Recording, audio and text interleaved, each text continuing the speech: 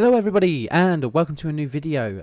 Within this video I'm going to be discussing with all of you guys about two of my currently favourite games that I've been playing a lot of. If some of you have been by my stream at any point, you will know that I've been playing a lot of these particular games.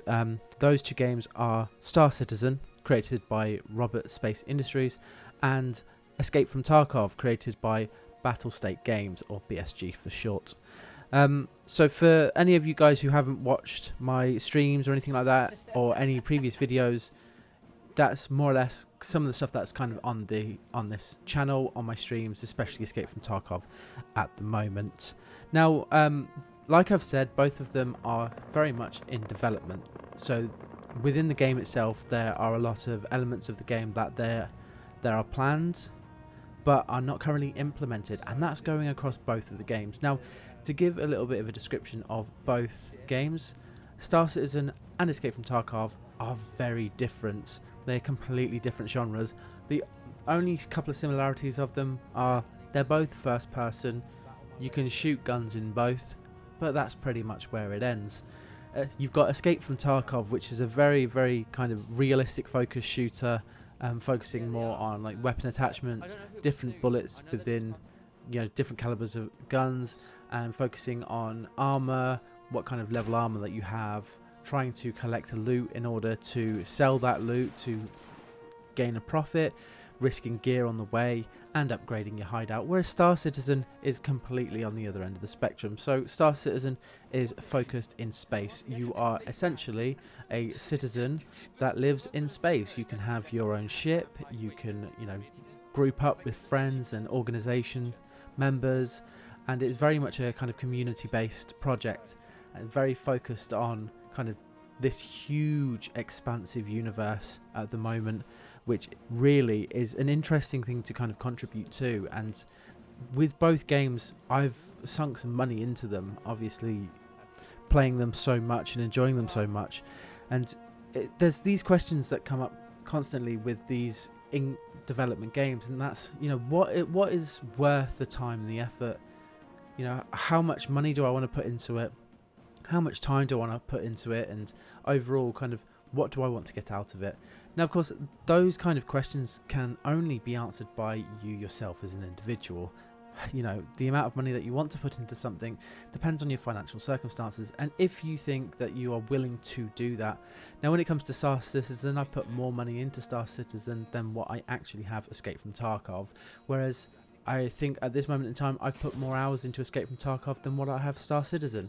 That's just because of the model and the financial model that both of them are currently under. In terms of Escape from Tarkov, you buy one of 3 packages and then that's it. There's no kind of in-game items that you can buy with real money or anything like that, not officially anyway, and I don't condone any of that. Whereas Star Citizen is very much focused on not microtransactions, but actual transactions for different in-game ships, different in-game items, and it's a very different model.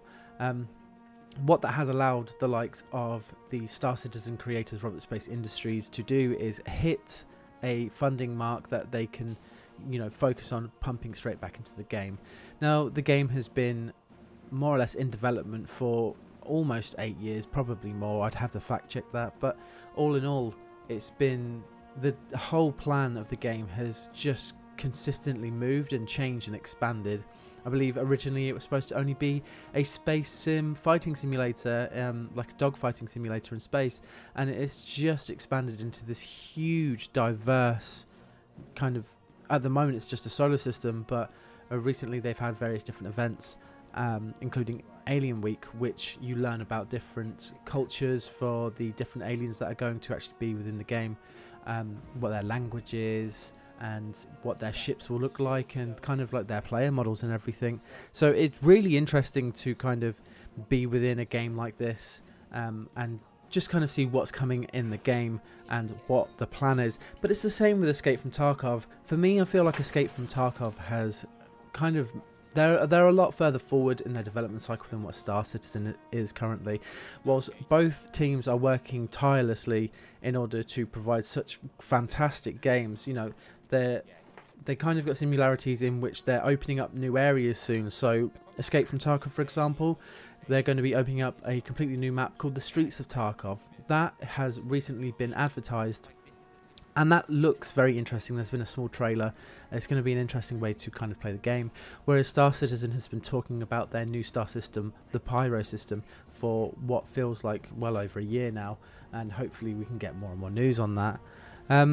When it comes to the likes of Escape from Tarkov, though, like I said, I feel like it's a lot further on in its development.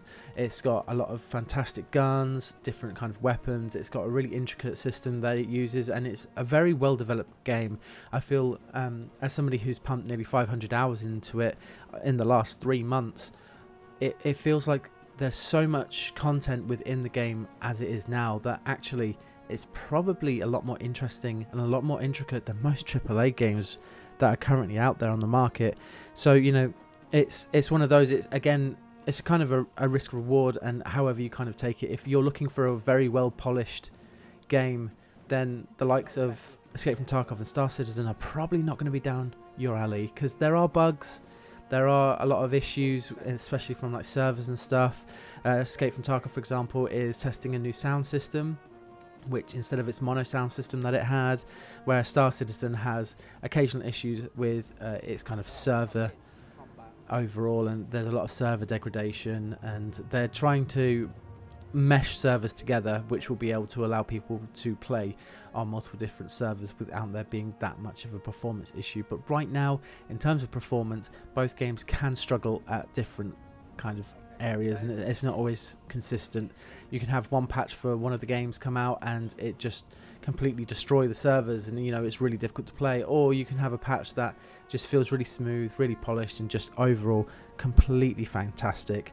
Now, focusing on actually why playing these games whilst they're in development is such an interesting and intricate thing, is the entire worlds and the gameplay loops revolve around you as the player. They consistently change, improve, get better, more content is added, and it's really, really fun and interesting for all of like the new content that gets added into the game. You take Escape from Tarkov, for example, you know, they changed quite a lot of the ways that you can make money, and they've turned it into more of an interesting kind of hardcore system in which you can only sell certain items actually on the player market if that item is considered found in raid, which is a status that actually you can only get if you manage to survive the raid with certain amount of experience.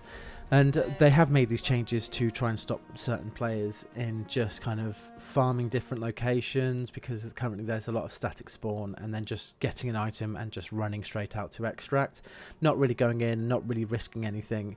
And if, you know, they die, they didn't go in with anything, so there was no loss for them. But if they manage to successfully get out, they make a lot of money. It's just unbalanced the game slightly, and you know, the development team have adjusted it accordingly, which I think is fantastic.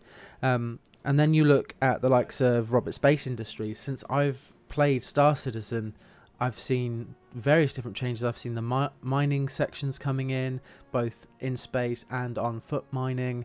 I've seen various ships become available. My personal favourite, of course, the Carrack.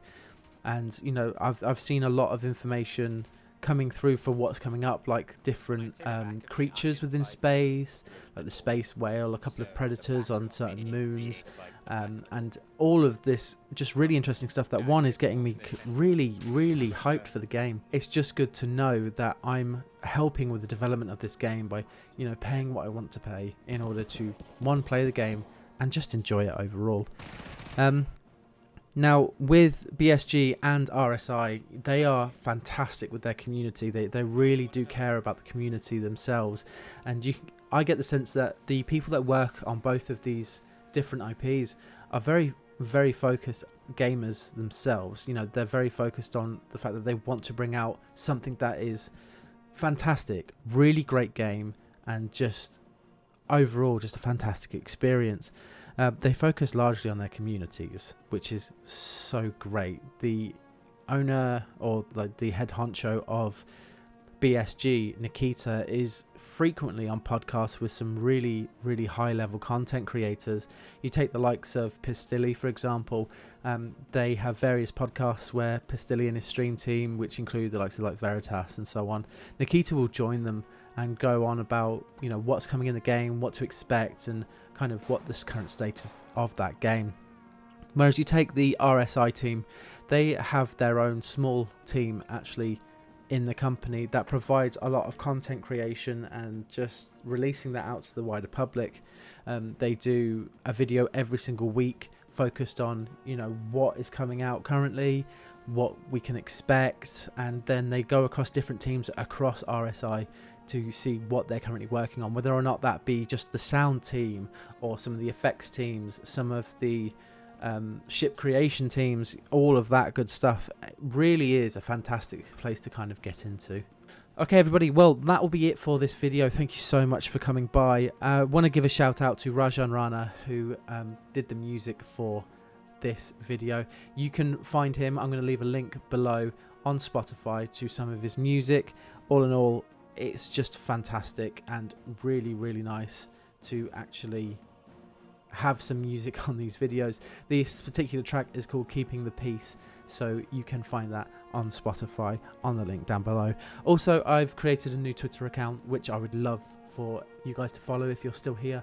I will leave that in the link down below as well, and I'll also leave a link for my mixer. I'm starting to stream a lot more. You'll start to see some stream highlights coming out from this channel. But again guys, thank you so much for watching, and hopefully I will see you next time.